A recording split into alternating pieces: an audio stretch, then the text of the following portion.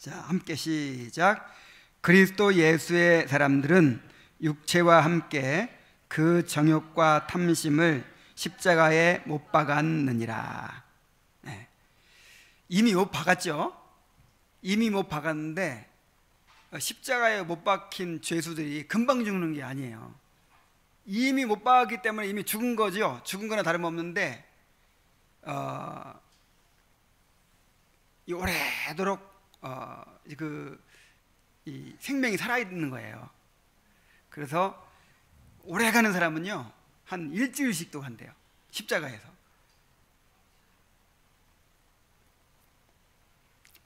그런 것처럼 이미 우리는 죄에 대하여 죽고 의에 대하여 살았지만 이제 그것이 또 점진적으로 완성이 되는 거예요. 그래서 계속해서 죄에 대하여 죽어가는 그런 삶이 되어야 되고, 의에 대하여 살아가는 그런 삶이 되어야 합니다. 우리가 그것을 지금 배우고 있어요. 지난 시간에는 죄를 죽이는 일의 본질과 필요성에 대해 살펴보았죠. 오늘은 죄 죽이기에 대한 보다 실제적인 적용의 문제를 살펴봅니다. 그런데 이 내용들이 너무 중요하고 또 우리가 깊이 묵상하고 생각했으면 좋겠다 하는 생각이 들어서 두 주에 걸쳐서 이것을 살펴보도록 하겠습니다.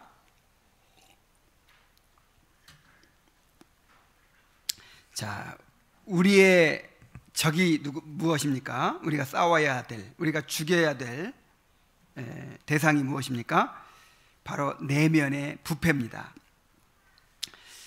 그것을 살펴봅니다. 성경은 죄를 죽이는 일을 오른손을 찍어버리고 오른눈을 뽑아버리는 것으로 표현하고 있습니다. 죄를 십자가에 못 박아 죽이는 일이 그만큼 어렵다는 사실을 말하는 것입니다. 하지만 그 일은 그리스도인이 삶의 전 과정에서 부단히 감당해야 할 일입니다. 그리스도인에게 있어서 마음의 부패와 싸우지 않아도 될 시간이나 장소는 없습니다. 마음의 부패는 심지어 우리가 가장 선한 의무들을 감당하는 시간에도 작용합니다. 자, 왜 계속해서 죄를 죽여야 되냐면 그 죄가 뭐예요? 죄가 죽여야 될 죄가 뭐냐면 마음의 부패를 말하는 거죠. 마음의 부패. 이 마음의 부패가 가만히 있는 게 아니라 끊임없이 우리 안에서 작용을 해가지고 우리를 죄 가운데로 사로잡아 가기 때문에 그렇습니다. 근데 이 마음의 부패가 끊임없이 활동을 하는데 심지어 가장 선한 의무들을 감당하는 시간에도 작용한다는 거예요. 여러분, 기도할 때도 그렇죠? 기도할 때도 정말 하나님만을 생각하고 막 그렇게 기도해요? 별 오만 생각 다 하면서 기도하잖아요. 설교하고 있는데 누가 아직도 안 왔어. 속에서 이걸 어떻게 해야 되나 막 그런 생각이 들고 그냥 화가 나는 생각이 들고, 말씀을 듣고 있을 때도 그러죠. 말씀을 듣고 있을 때도 뭐 이상한 생각하고 막 그러죠.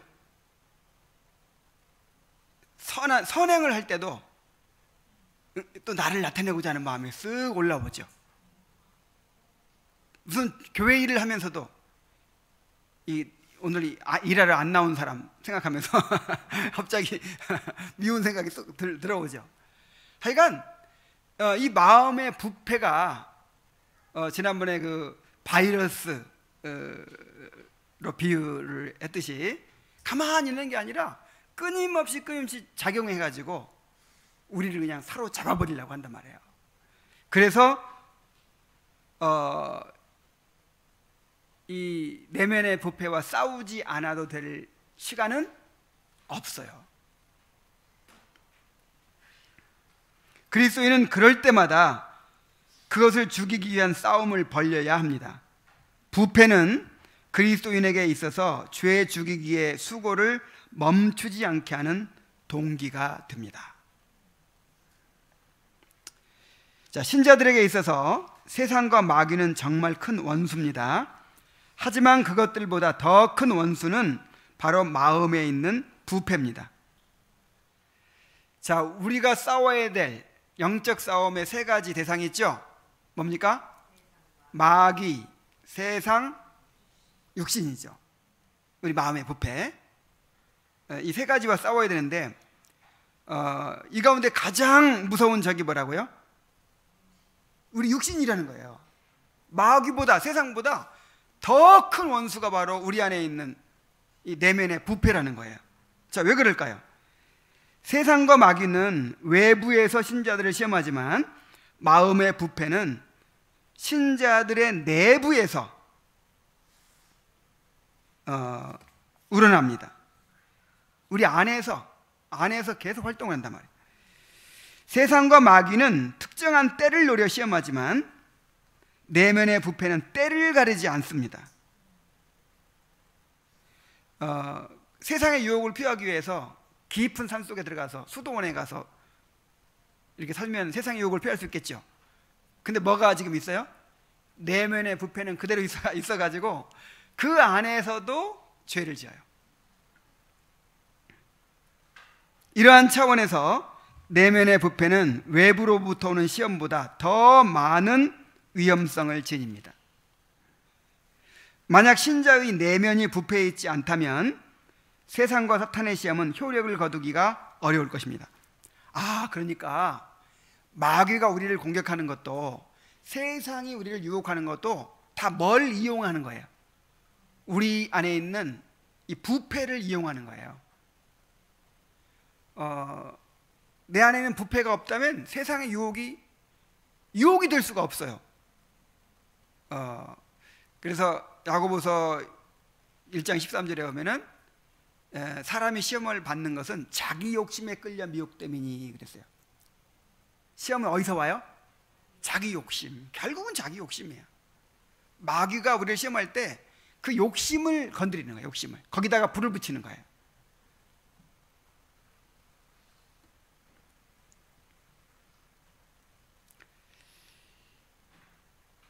신자들이 자신의 부패를 제거하는, 즉 죄를 죽이는 일을 쉬지 말아야 하는 이유가 여기에 있습니다. 죄는 가장 선한 마음 속에서 마치 죽어있는 것처럼 존재할 수 있습니다.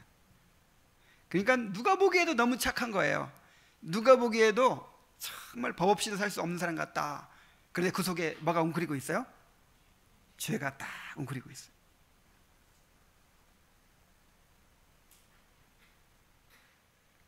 따라서 죄가 그 일을 멈추는 날까지 죄를 죽이는 일을 결코 멈추지 말아야 합니다. 그럼 이 죄가 언제 끝날까요? 우리가 죽어야 끝나요. 그러니까 죽는 날까지 이 죄와 싸워야 돼요. 죄를 죽이는 일에 있어서 신자들은 마음의 부패가 살아작용하도록 기회를 주는 자들을 경계해야 합니다. 그 중에서도 입술로 아첨하고 우리의 교만함을 불러일으키는 자들을 조심하십시오. 그들의 아첨하는 입술이 여러분의 교만한 마음과 만나게 되면 그것은 화약에 불을 붙이는 격입니다. 오히려 여러분을 때에 맞게 책망할 줄 아는 이들을 곁에 두십시오. 그들의 책망이 여러분을 정욕으로부터 더욱 안전하게 지켜줄 것입니다. 우리 안에 있는 이 마음의 부패를 다 이렇게 불러일으키는 사람들이 있고, 교만을 더 불러일으키는 사람들이 있고, 또 우리를 책망해주고 또 권면해주고 해서 이 죄를 죽이는 데 도움이 되도록 하는 사람이 있어요. 그죠? 그런데 마음의 부패가 살아작용하도록 기회를 주는 자들을 경계하라 그랬어요. 근데 이런 사람들 가운데 누가 있냐면 말씀을 전하는 사람들이 있어요. 그래서 바울 사도가 그랬죠. 우리는 아첨하는 말을 하지 않았다. 말씀을 혼잡케 하지 않았다. 사람들은 아첨하는 말을 듣기 원해요. 나를 좀 마음을 좋게 해주는, 여러분, 마음이 좋길 바라는 게 인간의 본성입니다. 마음이 상하면 빨리 마음을 좋게 만들고 싶어 하는 거예요. 좀 상할 때는 이 상한 심령이 될 때, 마음이 상처를 입고 그럴 때 뭔가 사람이 깨달음을 얻고 죄를 버리게 되고 그렇게 되거든요. 근데 사람은 그걸 못 견뎌요. 이 고통과 불쾌한 거, 이런 거는 어서 빨리 모면하고자 하는 그런 본능이 있어요. 그래서 내 귀를 간지럽게 해주고, 이렇게 달콤하게 해주고, 위로를 주고, 또 나를 높여주고, 좀 이렇게 마음에 위로를 주고 내 마음을 좋게 해주는 그런 사람들과 사귀고 싶어하고, 그런 말씀을 듣고 싶어하는 거예요.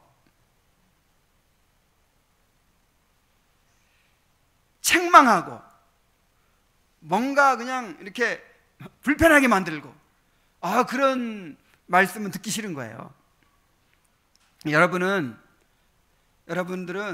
정말 내 안에 그 악한 본성이 있고 부패가 있다는 것을 항상 기억하셔서 이것을 지적해주고 책망해주고 정말 회개하게 만드는 그런 메시지를 사모하시기 바랍니다. 그게 은혜라고 했잖아요. 그게.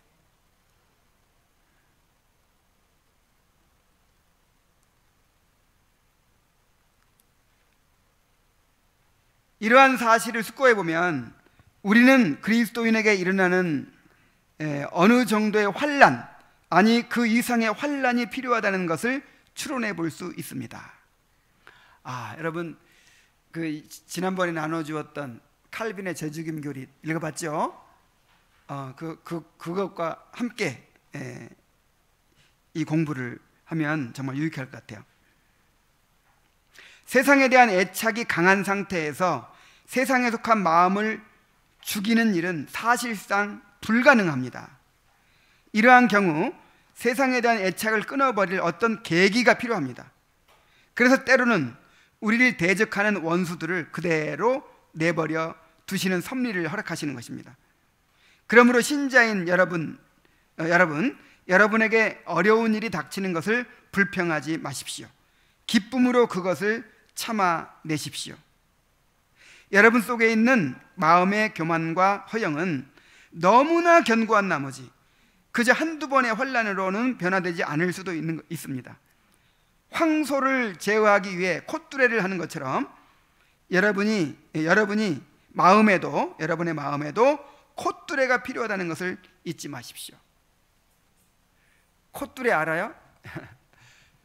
나는 어릴 때 우리 집에 키우던 송아지 콧뚜레 하는 거 봤어요.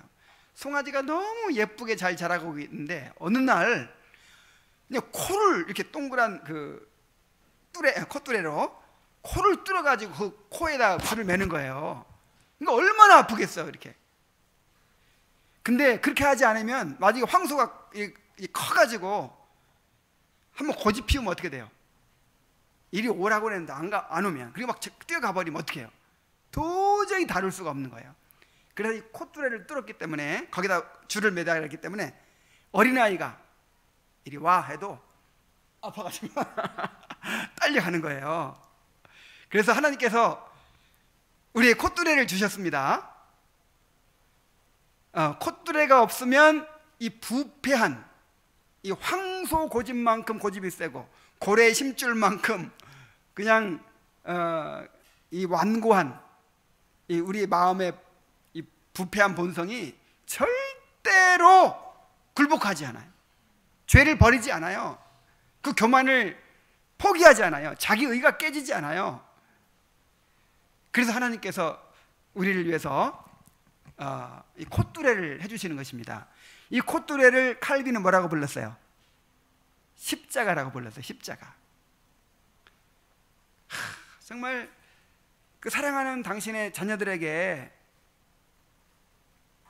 이 고통을 주시죠. 어려움을 주시죠. 그리고 어려움을 기도에 응답하셔서 빨리 제거해 주시면 좋겠는데 평생 그 고통을 안고 살아가게 만드신단 말이에요. 왜 그렇게 하십니까? 그것이 아니면 죄를 죽일 수 없어요. 여러분, 죄가 저절로 죽지 않습니다. 우리 스스로 죽이지 못해요. 포기하지 못해요.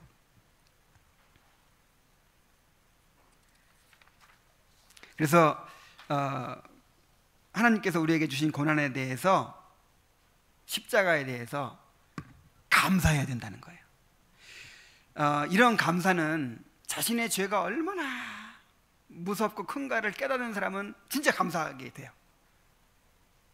그러나 내 죄가 얼마나 큰지를 모르는 사람들은 원망하고 불평하죠.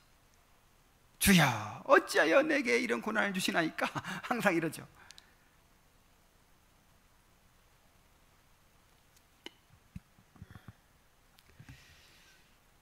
자, 죄 죽이기를 힘써 실천하는 자들이 참된 그리스도인이라는 사실을 또 이야기하고 있습니다.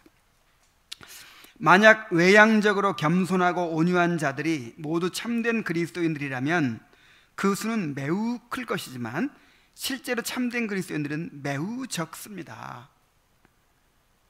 정과 욕심과 함께 육체를 십자가에 못 박는 사람들만이 참된 그리스도인이라는 칭호를 받기에 합당합니다. 그러니까 겉모습 멀쩡하고 정말 겉으로 보기에 겸손하고 온유하고 교회 열심히 다니고 봉사 잘하고 이런다고 해서 참된 그리스도인이 아니라 이 말이에요. 여러분, 참된 그리스도인이 어떤 사람들입니까? 죄에 대하여 죽고 의에 대하여 사는 사람이에요. 죄를 죽이는 사람이에요. 영적 싸움을 멈추지 않는 사람이에요.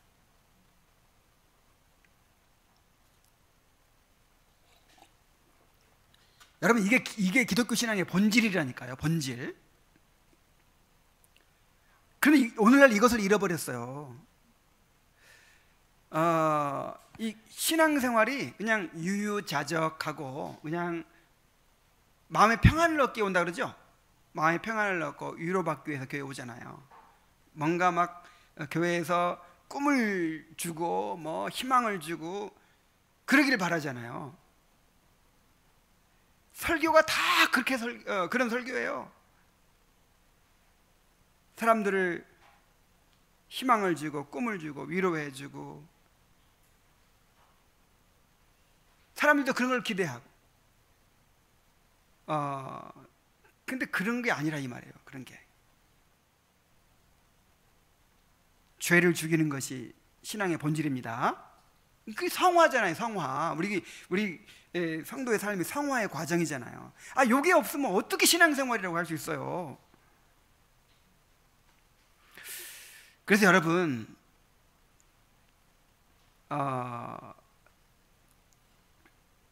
요즘 그 제이씨 라일의 전기를 읽고 있는데, 이제 그 당시에도 이제 이런 청교도들, 정말 이렇게 성화를 추구하고 막 이런 사람들이 있었는데, 이런 사람들에서 어떻게 얘기하냐면, 그 사람들 말은 옳지만 뭐 틀린 말은 아니야. 그렇지만 너무 좀 지나친 사람들이야. 너무 그렇게까지 할 필요가 있나? 그러니까 불편한 거예요. 그런 사람들의 메시지, 그런 사람들의 교제, 이런 건 불편해요. 모이면 그냥 재밌고 즐겁고 항상 뭔가 세상 즐거움을 추구하고 뭔가 이래야 되는데, 그런 설교를 들으면 너무 그냥 불편하고, 또 그런 성도들을 보면 너무 그냥 좀 가까이 하기 싫고, 이제 그런 이제 이렇게 인상을 가지는 거예요. 근데 오늘날도 똑같아요. 오늘날도 정말 이렇게 본질적인 신앙을 추구하는 사람들은 기피 대상이에요. 기피 대상. 그런 설교자들은 인기가 없어요. 그런 교회들은 뭔가 옳기는 옳은 것 같아. 더 옳은 것 같은데 그래도 나는 가기는 가기 싫어. 이런 식이 되고 있어요. 근데 분명히 아셔야 됩니다. 여러분, 그런 죄 죽임이 없는, 그런 영적 싸움이 없는 그런 안일한 신앙생활은요, 신앙생활이 아니에요. 그냥 종교생활이에요. 참된 그리스도인이 아닙니다.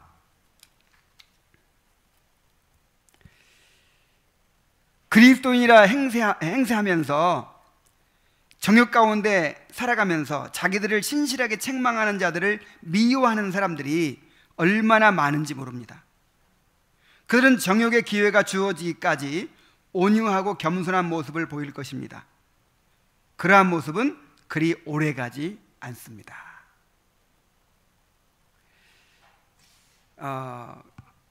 여러분, 틀림없어요. 제가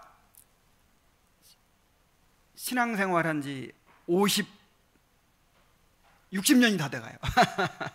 그러면서 이렇게 보아왔는데 정말 오래 가지 않아요. 정말 오래. 그렇게 경건한 것 같고 마음은 좋은 것 같고, 야, 이 사람은 진짜 신앙인 같다 하는 사람들이요, 어떤 문제를 만나면 본색이 드러나요. 진정한 성화의 길을 걷지 않는 사람들은, 진정한 회심을 통해서 이 성화의 길을 걷지 않는 사람들은요, 하나님께서 그런 계기를 주세요. 어떤 교회 안에 문제가 생긴다든지, 어떤 가정에 큰 문제가 생긴다든지, 어떤 시험이 올 때 본색이 드러나요. 그렇게 서로 사랑하고 죽고 못 살고 막 그런 사람들이 순식간에 원수가 된다든지, 그렇게 존경하는 모습이었는데 완전히 그냥 그 극악한 모습을 드러낸다든지, 평상시에 끊임없이 죄 죽임의 삶을 살지 않는 사람은요, 나중에 본색이 드러나요. 그리스도인이라 자부하는 자들 중에서 많은 사람들이 아주 부분적으로만 죄를 죽이려고 합니다. 그들은 자신의 부패를 감싸고 방어하고 오히려 장려하며 자기들을 신실하게 책망하는 사람들을 미워하는 자들입니다. 이게 부분적으로만, 그냥 겉으로 드러나는 이렇게 술 먹고 방탕하고 막 이런 거만 이렇게 이제 죽이려고 하죠. 그리고 실제로 그 내면의 부패와는 싸우지 않아요. 내면의 부패 때문에 고민하지는 않아요. 이런 사람들도 참된 그리스도인이 아니에요. 세상은 육체를 십자가에 못 박는 삶을 살아가려는 그리스도인들을 나라와 시민의 평안을 깨뜨리는 자로 몰아세웁니다. 그러나 여러분이 그들과 싸우려고 해서는 안 됩니다. 여러분의 진짜 원수는 여러분을 박해하는 자들이 아니라 여러분 안에 있는 부패한 마음과 정욕입니다. 하나님은 여러분의 억울함과 무고함을 만천하에 밝히실 것입니다. 그때까지 여러분이 해야 할 일은 여러분의 진짜 원수가 여러분 자신의 부패라는 사실을 견지하고 이를 제거하기 위해 부단한 수고를 아끼지 않는 일입니다. 그래서 청교도들을 이 청교도라는 이름이 그 사람들을 비난하는 사람들이 지어준 이름이잖아요. 까탈스러운 사람들, 뭔가 좀 자기만 잘났다고 하는 사람들, 자기만 옳다고 주장하는 사람들, 그냥 둥글둥글하게 그냥 같이 함께 하면 좋겠는데, 말씀대로 해야 된다 그러고, 거룩함을 추구해야 된다 그러고, 죄를 죽여야 된다 그러고, 꼭 그렇게 그냥 유별나게 신앙생활을 하려고 하는 것 같아요. 그래서 미움받는 거예요. 화합하지 못하고 아무하고나 어울리지 못하고, 그냥 육신적인 사람들을 볼 때는 뭔가 좀 하나 되는 일을 해치는 사람들, 그렇게 보여지는 거죠. 그러나 그런 비난을 받더라도 그 사람들을 미워하고 또 그 사람들을 싸우려고 해서는 안 된다는 것이죠. 우리의 원수가 누구예요? 우리 마음의 부패란 말이에요. 부패. 자, 죄 죽이기를 가르치는 것이 참된 복음입니다. 복음은 본질적으로 죄에 대항하여 달려가는 것입니다. 그리스도의 교훈은 어디에서든지 죄 죽이기를 말하고 있습니다. 그 교훈은 거룩하고 순전하며 천상적인 것입니다. 여러분, 하나님의 택하심을 얘기할 때 뭐라고 얘기해요? 거룩하게 하시려고 택하셨다 그랬죠? 택하심을 말할 때. 구원을 말할 때도 뭐라고 그래요?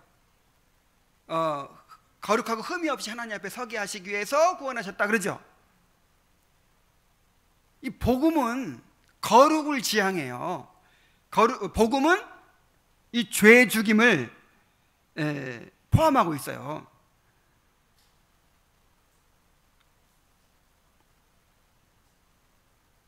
어떤 경우에서든지 부패한 본성을 장려하거나 교만을 먹이는 경향을 갖지 않습니다. 자, 이 말을 잘 들으세요. 어떤 경우에도 부패한 본성을 장려하거나 교만을 먹이는 경향을 갖지 않습니다. 여러분, 이 부패한 본성을 장려하는, 교만을 먹이는 그런 복음도 있나요? 있어요. 이 구원파에서 그러니까 이 구원파에서 전하는 복음이 뭐냐면, 자, 구원은 칭의와 성화로 되어 있죠. 이게 나눠지는 게 아니라 하나죠. 칭의와 성화. 그리고 그리스도께서 우리의 죄를 해결하실 때 죄책과 죄의 오염, 그러니까 마음의 부패, 이 두 가지를 다 해결하시죠. 죄책은 칭의로 해결하시고 단번에 해결하시고, 그 다음에 이 마음의 부패는 성화를 통해서 평생에 걸쳐서 해결하시죠. 둘 다 그리스도의 보혈로 구원하시는 역사예요. 그런데 구원파에서는 뭐만 얘기해요? 오로지 죄책만 얘기해. 죄책만 얘기하다 보니까 또 그 해결책도 뭐만 얘기해요? 칭의만 얘기해. 우리는 그리스도의 보혈로 태어날 때부터 죽을 때까지 모든 죄가 다 용서받았습니다. 이제 그것만 계속 강조하면서, 그러니 여러분 죄를 지어도 괜찮습니다, 이런 말은 안 하죠. 물론 이런 말은 안 하지만, 여러분 우리 안에 죄성이 끊임없이 막 불타오르고 있죠. 그걸 죽여야 되죠. 그래서 이 죄의 마음의 부패를 얘기해야 되고 성화를 얘기해야 되는데, 그걸 얘기 안 하다 보니까, 그러면서 계속 우리는 어떤 죄를 짓더라도 용서받습니다, 그것만 강조하다 보니까 어떻게 돼요? 점점 도덕적으로 점점 부패로 달려요. 그러니까 뭡니까? 부패한 본성을 장려하는 복음이 돼요. 그래가지고 이 구원파라든지 다락방이라든지, 구원파, 다락방, 또 이런 비슷한 식의 복음을 전하는 곳에서는요, 반드시 나중에 도덕적 문제가 생겨요. 틀림없어요. 근데 이제 모르는 사람들은, 이런 교리를 모르는 사람들은요, 거기 가서 들으면 너무 기가 막힌 거예요. 이야, 여기에 복음이 있다, 이 진짜 복음이다, 막 이래요.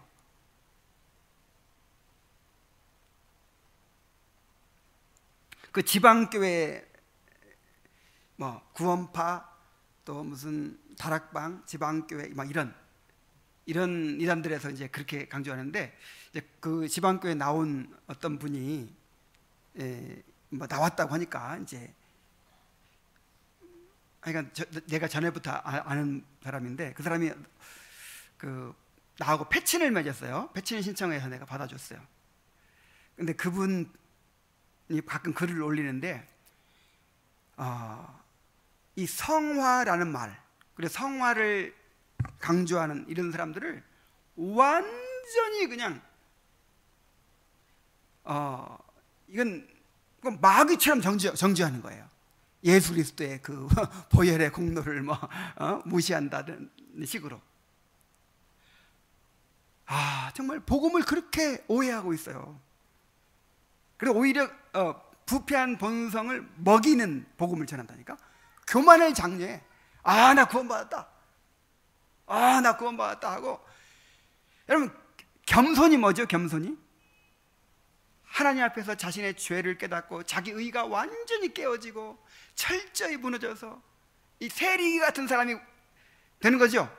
가슴을 치면서 나를 불쌍히 여기소서, 이게 되는 거죠. 근데 여러분, 이 구원파식의 복음을 전하면 나를 불쌍히 여기서 이렇게 돼요? 나는 구원의 확신이 있다 이거야. 나는 구원받았다 이거야. 그리고 거룩을 위해서 힘씁니까? 은혜를 사모합니까? 이제 그런 사람들은 더 이상의 죄와의 싸움 이런 건 끝났어요. 이제 죄 문제는 끝났다고 생각해요. 죄 문제는 끝났고, 관심이 뭐냐면 둘 중 한 가지. 예수님 잘 믿어서 이 땅에서 평안하게 살고 복받고 살자 하는 것이고, 좀 철든 사람은 주님께 쓰임받자 그래가지고 이 두 가지 중에 하나예요. 이것도 본질이 아니고 이것도 본질이 아니야. 진짜 본질이 뭐죠? 성화잖아요. 성화의 구원. 그런데 정말 안타까운 것은 그렇게 이 성화에 대한 교리를 무시하고 마음의 부패 문제를 이렇게 그냥 무시하고 오로지 죄책 문제, 죄의 형벌, 이 문제만 강조하면서 그리스도께서 이거 형벌에서 우리가 해방받았다, 요것만 늘 강조하면, 요것만 막 강조하면 그걸 그냥 확실한 복음이라고 이렇게 받아들이는 경향이 있어요. 오늘날 우리 한국교회 안에. 그래서 좀 심하게 말하면 구원파적 복음이라는 거예요. 구원파적.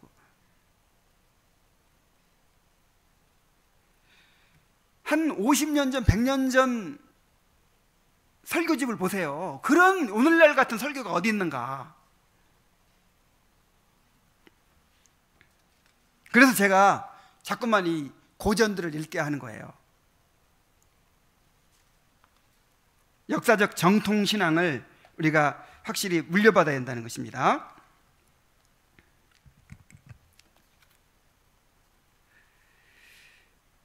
그리스도의 피의 공로와 존영을 부패한 교만의 구실로 삼으려는 경향을 갖지 않는 것입니다.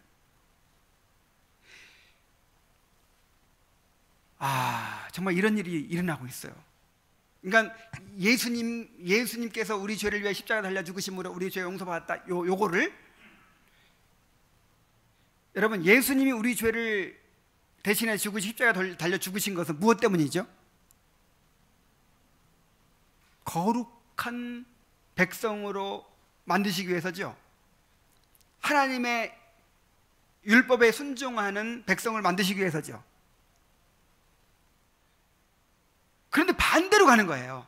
예수님이 내 죄를 다 용서하셨으니 그냥 나는 어떻게 살아도 구원받는다. 안일해지고 교만해지고 오히려 죄를 두려워하지 않게 되는 방향으로 가는 거예요. 이것은 복음의 원수입니다. 복음과 전혀 반대입니다. 왜 칭의를 받았죠, 우리가? 성화를 위해서 받은 거예요. 우리가 성화되려면 하나님 앞에 나가야죠. 근데 의롭다함 받지 못하면 어떻게 하나님 앞에 나가요? 그래서 의롭다함 받은 것은 하나님 앞에 나가서 그 영광을 힘입어서, 그 은혜를 힘입어서 우리가 거룩함을 얻기 위한 거예요. 죄 지어도 괜찮도록 구원받은 게 아니에요. 죄를 죽이고 거룩한 백성이 되도록 구원받은 거예요. 그리스도의 죄 죽이기에 대한 교훈은 그리스도의 죽으심을 죄를 파괴하는 도구로 여깁니다. 만약 그것이 죄를 덮는 망토가 되거나, 정말 이런 일이 일어나고 있다니까요. 예수님의 자, 예수님의 죽으심이, 예수님의 보혈이 죄를 덮는 망토예요. 그냥 죄를 지어도 괜찮은 면허증이 되는 거예요. 요즘 그렇게 그냥 엉망으로 살면서도 자기는 그건 것 같대요. 심지어 교회를 안 나오면서도 그래도 나는 믿음은 있대요. 그게 믿음입니까? 믿음이 그렇게 만들어요? 절대 그렇지 않아요. 자, 만약 그것이 죄를 덮는 망토가 되거나 본성의 교만을 조장하고 은혜를 얕보게 하고 방종과 육체의 정욕을 격려하는 것이온다면 그것은 결코 그리스도께 속한 교훈이 아닙니다. 아무리 듣기 좋아도, 아무리 기가 막히게 그리스도의 십자가 보혈을 설명해도 그 말씀을 듣는 사람들이 그러니까 나는 거룩해져야 돼, 그러니까 내 죄를 죽여야 돼, 이렇게 반응이 나오지 않잖아요. 그러면 이건 복음이 아니에요. 복음의 반대로 가는 거예요. 자, 죄 죽이기를 지속해 가시는 하나님에 대해서 봅시다. 풍부와 명예의 절정에서 자신을 제어할 지혜에 오른 그리스도인들이 많지 않습니다. 또 궁핍과 멸시를 대수롭지 않게 이겨낼 그리스도인 역시 적을 것입니다. 곧 양극단에 빠지지 않는 평범한 조건이 그리스도에게는 가장 바람직한 조건입니다. 아굴이 그렇게 기도했죠. 나를 부하게도 마시고 또 너무 가난하게도 마옵소서. 부하게 되면 내가 마음이 거만해지고 정욕에 빠질까 염려가 되고, 너무 가난하고 궁핍하면 어떻게 돼요? 또 그래도 죄에 빠지기 쉬워요. 우리가 하나님이 이렇게 우리를 붙들어 주시고 지켜주셔서 이렇게 지금 살아가고 있는 것이지, 우리를 죄악되는 환경 가운데 두면 누구도 장담할 수 없잖아요. 그죠? 우리 교만해서는 안 돼요. 나는 믿음이 있으니까 나는 누구도 그런 큰 소리 치면 안 돼요. 내 힘으로 지금 내가 이렇게 경건을 유지하고 있다 생각하면 안 돼요. 그래서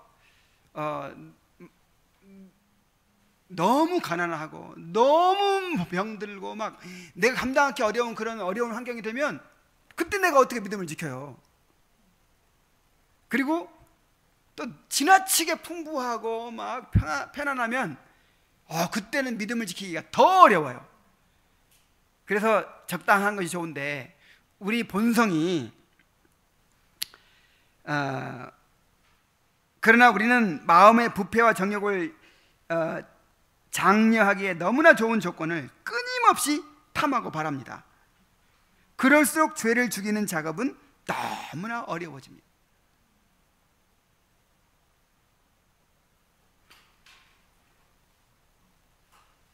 그러니 지혜로운 하나님 아버지께서 우리 자신이 모든 것을 결정하도록 내버려 두시지 않는 것이 얼마나 큰 은혜입니까? 땅에 속한 세상적 계획을 부수시고 우리가 세상에 기대하는 것들을 좌절케 하심으로 우리가 죄악된 본성 가운데 오래 머물지 않도록 하시는 것은 정말 크게 감사할 일이 아닐 수 없습니다. 바울 사도가 내 몸을 진짜 복종케 한다 그랬죠. 우리는 이 마음에 부패가 있어서요, 내 몸을 처복종시켜야 돼요. 먹고 싶은 거 마음껏 먹어서 안 되고, 놀고 싶을 때 마음대로 놀고 싶은 거 안 되고, 어떤 욕망이든 이 절제를 해야 돼. 근데 만약에 우리에게 모든 것이 다 주어져 있다고 생각해 보세요. 시간이 마음껏 주어져 있고 돈이 마음껏 주어져, 내가 하고 싶은 거 마음껏 할 수 있고, 그러면 그거를 끊기가 너무 어려운 거예요. 그래서 하나님께서 적당히 조절하시는 거예요.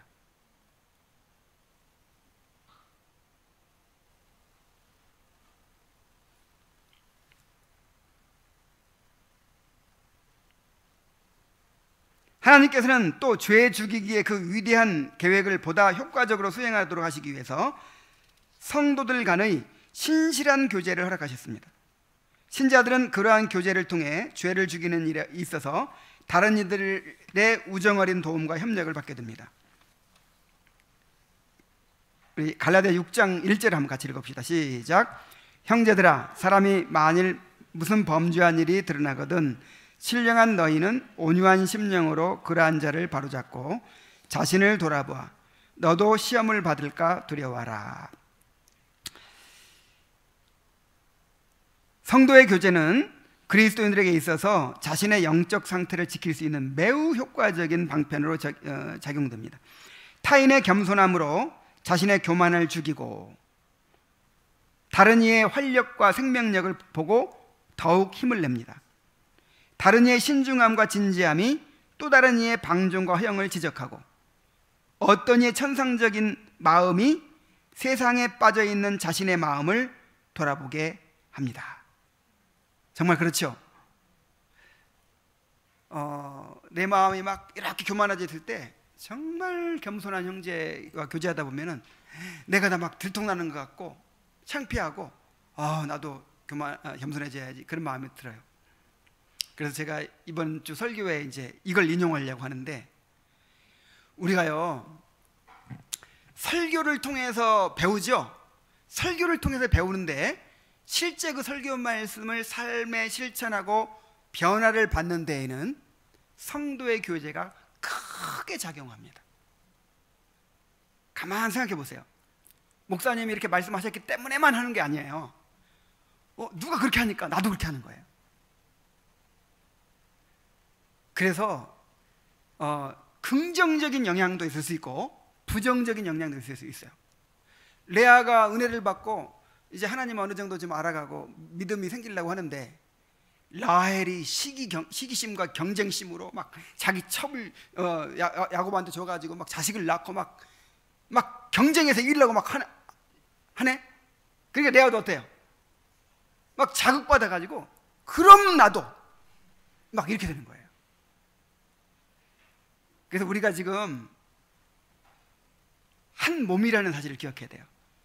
그래서 이 지체 하나가 건강해져 버리면, 예를 들어서 어느 날 갑자기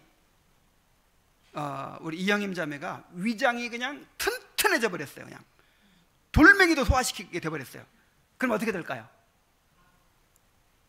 모든 게 다 건강해져 버려요. 다 영향을 받아요. 그죠? 이만 안 좋아도 어떻게 돼요? 뭐 제대로 못 씹으니까 뭐 제대로 먹지도 못하고, 그 다음에 우울해져 사람이. 그래서 치통과 우울증을 함께 치료하는 병원도 있대요. 뭐 어느 나라에.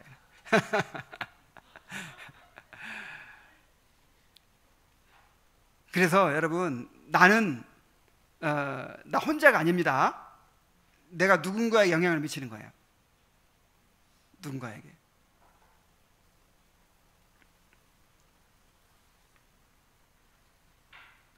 원수 마귀가 서로 몸을 이루고 있는 그리스도인들을 공격하여 그들의 관계를 와해시키고자 하는 이유가 바로 그것입니다. 그리스도인들을 서로 분열시킴으로 상호 교제를 통해 얻는 유익을 상실케 하는 것이 마귀가 즐겨 취하는 대표적인 관계인 것입니다. 여러분들은 어떻게 생각하는지 모르겠지만 나는 우리 주님의 교회 성도들의 교제가, 우리 주님의 교회 성도들이 훌륭하다는 건 아니에요. 나는 우리 주님의 교회 성도들의 교제가 너무 좋아요. 우리 성도들은 다른 일에 관심 없어. 물론 뭐 전혀 관심 없지 않겠지만 어떻게 하면 주님을 더 알아갈 수 있을까? 어떻게 하면 내 죄를 죽일 수 있을까? 어떻게 하면 은혜의 수단을 더 간절히 붙잡고 내 마음을 지킬 수 있을까 하는 이런 어떤 이 본질에 충실해요. 그래서 이 만나서 교제를 하면 내가 영향을 받아요. 목사가. 여러분, 이런 교제가 너무 드물어요. 이런 교제가 정말 귀하게 여기시기 바랍니다. 그리고 이런 교제가 이루어져야 돼요.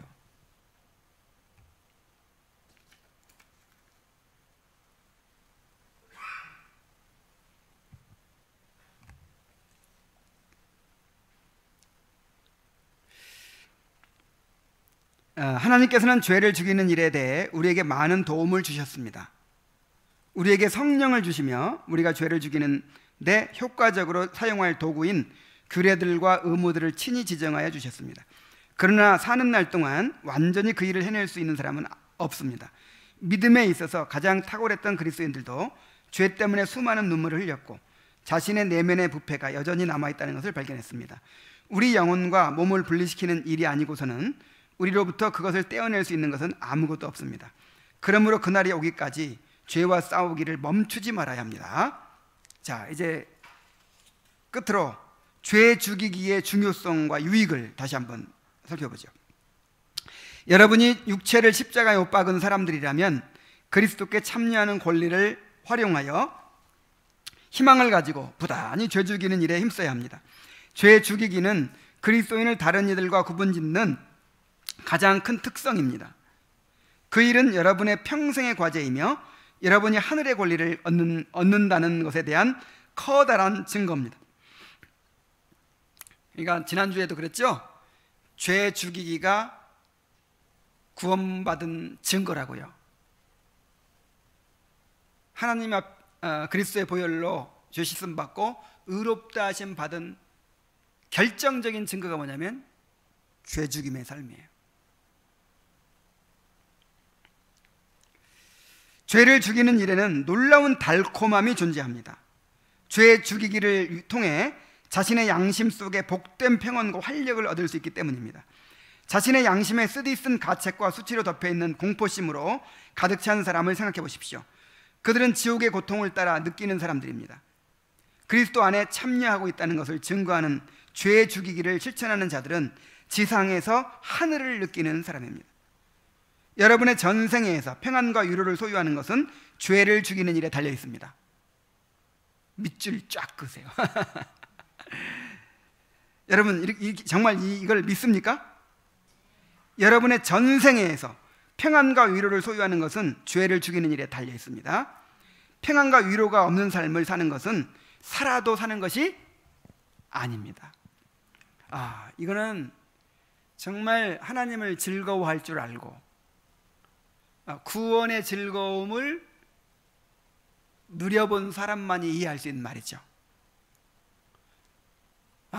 정말 그 구원의 즐거움을 잃어버리고 그 하나님의 위로와 평안을 잃어버리고 사는 것은 사는 게 아니에요.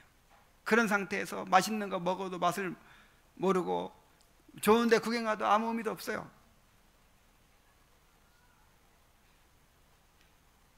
여러분, 그렇다고 해서 우리가 하나님께서 주신 세상의 여러 가지 선물들을 우리가 다 막 부정하고 외면한다는 건 아니죠. 이걸 그렇게 오해하는 사람들이 있어요. 너무 막 영적으로만 빠져가지고. 그게 아니에요. 우리가 죄 죽이기를 힘쓰고 주님과 평안을 누릴 때 그냥 온 세상이 다 하나님의 선물이 되는 거예요. 가족들이 사랑스럽고, 그 다음에 자연 만물이 다 그렇게 너무 아름다워 보이고, 또 세상에 또 우리가 즐길 수 있는 문화들이 있고요. 하나님이 너무 많은 선물들을 주셨어요. 그런 것들을 즐겁게 누리게 될 수도 있어요.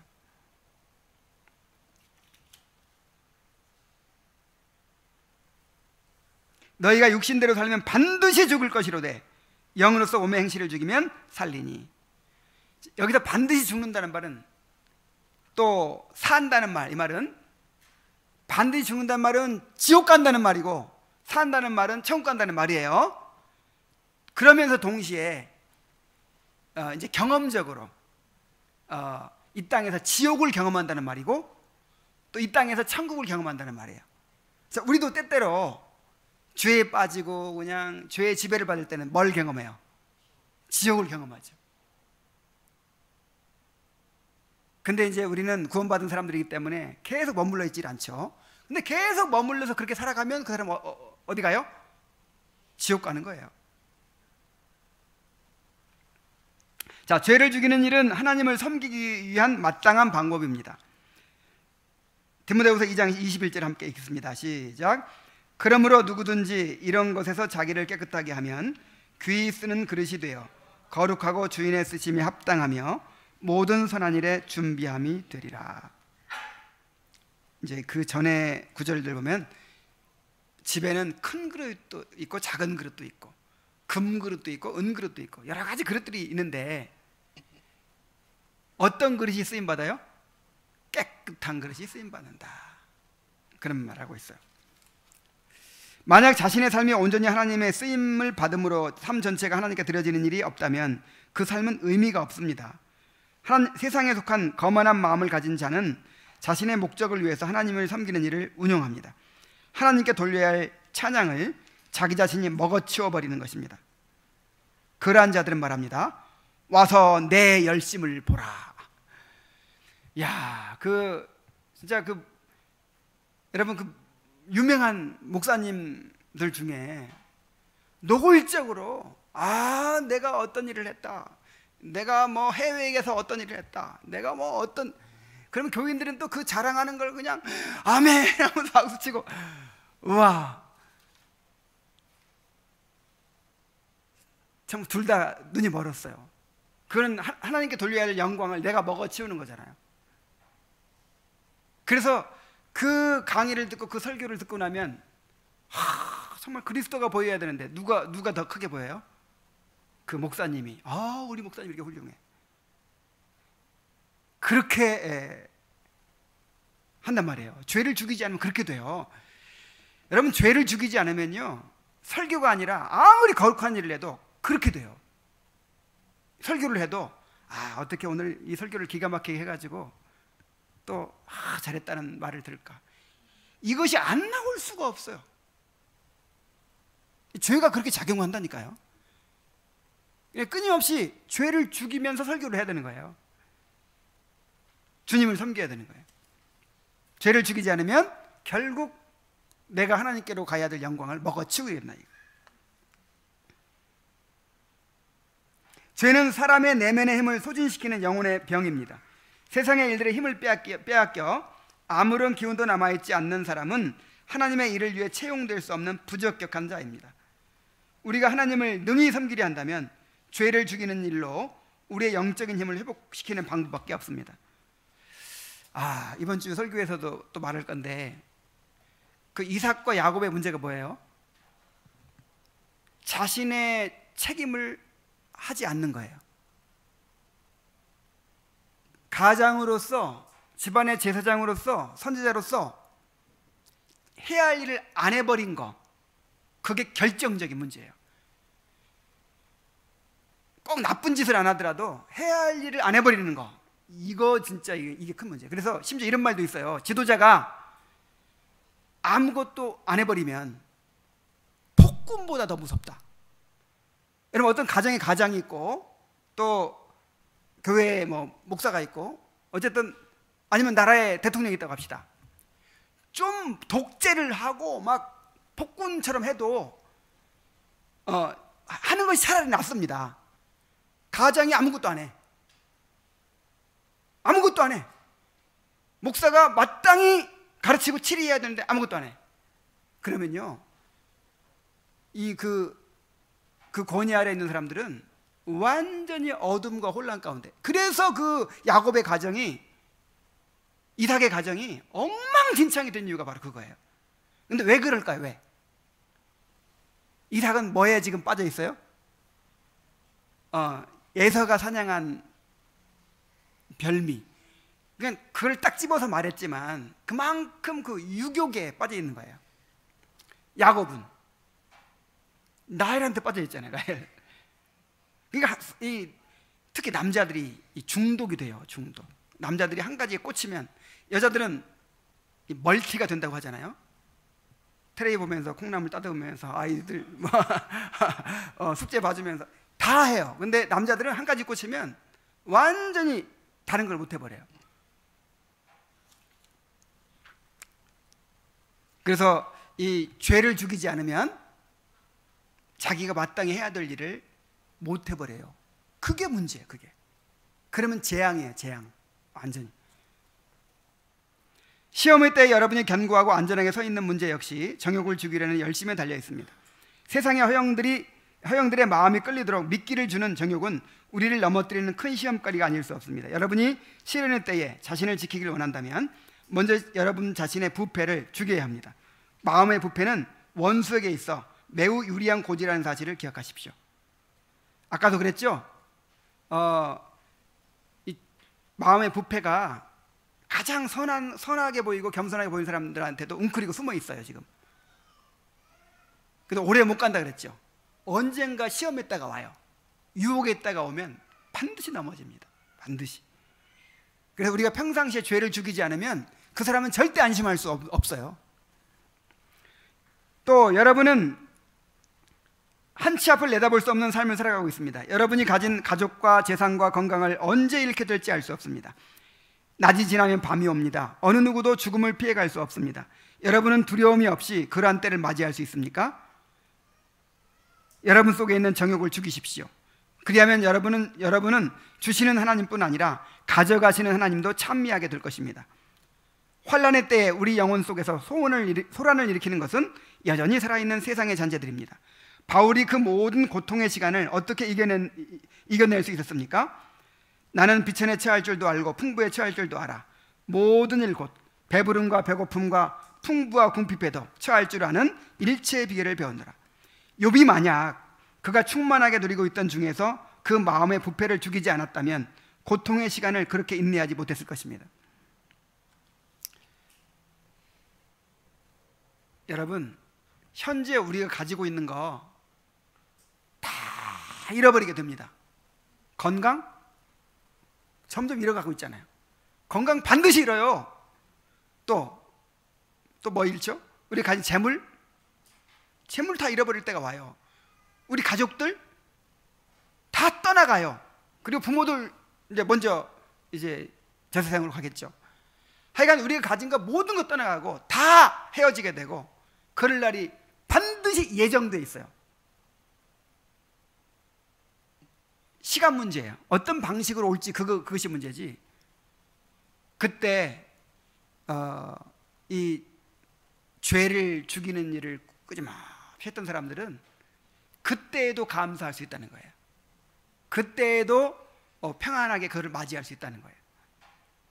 근데 죄 죽이기를 실천하지 않았던 사람들은 그것이 얼마나 큰 재앙이 되겠습니까? 그래서 중요한 것은 이제 죽음이에요. 죽음. 7번 마지막 봅시다. 여러분은 마음을 온통 세상에 두고 있지 않습니까? 만약 그렇다면 세상의 모든 것과 작별을 고할 그 시간에 여러분 어찌 그 어려움을 감당하시렵니까? 세상을 떠나는 그 시간은 죄를 죽이는 삶을 살지 않은 사람에게는 정말 끔찍하게 짝이 없는 시간이 될 것입니다. 악교와 같이, 악교가 뭔지 알죠? 옛날에 그 접착제 있어요. 막 악교 뭘로 만들죠? 하여간 소뼈다귀로 만들던가? 어쨌든 하여간 옛날에는 그 악교로 이렇게 붙이면요 완전히 그냥 붙어가지고 떨어지지 않거든요, 나무가. 근데 죄가 이렇게 악교처럼 붙어 있어요. 세상에 대한 애착이 악교처럼 우리한테 달라붙어 있어요. 근데 그것에서 분리되는 그 순간이 여러분에게 얼마나 어려운 시간이 되겠습니까? 그러나 여러분이 만약 부패를 죽인 삶을 살아왔다면 여러분은 고통 없이 죽음의 사자들을 영접할 수 있을 것입니다. 잠자리에 들기 전 옷을 벗듯이 아무렇지 않게 세상에서의 삶을 지금껏 살아온 자들이기 때문입니다. 그러니까 죄 죽이기가 뭐예요? 내가 죽는 거잖아요, 그죠? 날마다 죽어요. 내가 날마다 죽어. 날마다 죽고 날마다 죽고 날마다 죽다가 어느 날 진짜 죽어. 그 죽음을 평안하게 받아들일 수 있어요. 그러니까 우리는 죽음을 준비하며 살아야 되는 거예요. 야, 우리 장인어른 그 병원에 갈 때마다 병원에 수십 명의 노인들이 그렇게 누워 있어요. 그분들이 빨리 죽지도 않아요. 수년간을 그렇게 누워 있는 거예요. 야, 나도 언젠가 저렇게 될 텐데, 뭐 집에서 그렇게 되든 아니면 요양원에 그렇게 될 텐데.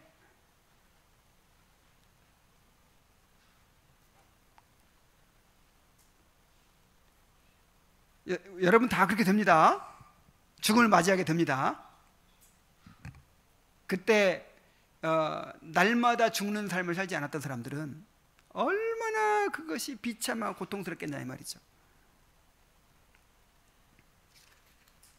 근데 바울을 보세요. 내가 그 둘 사이에 끼었으니 차라리 세상을 떠나서 그리스도와 함께 있는 것이 훨씬 더 좋은 일이라 그렇게 하고 싶으나 오히려 죽음을 기다려. 바울은 어서 빨리 몸을 떠나가지고 그리스도와 함께 있고 싶다는 거예요. 여러분은 안락하고 평안한 임종의 자리를 맞이하기 원하십니까? 그렇다면 내면의 부패를 죽이십시오. 기도합시다. 하나님 아버지, 우리는 죄에 대하여 죽고 의에 대하여 살도록 구원받은 사람들입니다. 날마다 죄를 죽이고 우리 안에 심어주신 은혜를 살리는 그런 삶이 아니라면 참으로 우리는 영적으로 죽은 자들입니다. 아버지 하나님, 매일매일 이러한 죄 죽이기가 우리 삶 속에서 일어날 수 있도록 인도하여 주옵소서. 그리하여 그 하나님과의 교제로부터 오는 그 달콤함을 맛보게 하시고 어떤 시험과 유혹에도 빠지지 않도록 준비되게 하시고 또 우리가 모든 것을 잃어버릴 때조차도 감사하게 하시고 마지막 죽음조차도 기쁨으로 평안하게 맞이할 수 있는 사람들 될 수 있도록 인도하여 주옵소서. 예수님의 이름으로 기도하옵나이다. 아멘.